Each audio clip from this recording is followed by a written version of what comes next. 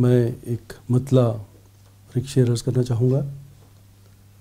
मतला यूँ है कि किसी दिन जिंदगानी में करिश्मा क्यों नहीं होता, किसी दिन जिंदगानी में करिश्मा क्यों नहीं होता। मैं हर दिन जाग तो जाता हूँ, जिंदा क्यों नहीं होता। किसी दिन जिंदगानी में करिश्मा क्यों नहीं होता। मैं हर दिन जाग तो जाता हूँ, जिंदा क्यों नहीं होता।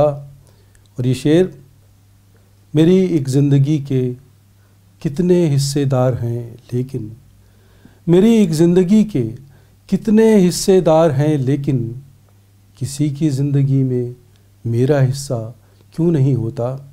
मेरी एक ज़िंदगी के कितने हिस्सेदार हैं लेकिन, किसी की ज़िंदगी में मेरा हिस्सा क्यों नहीं होता। किसी दिन जिंदगानी में करिश्मा क्यों नहीं होता। मैं हर दिन जाग तो जाता हूँ, जिंदा क्यों नहीं होता।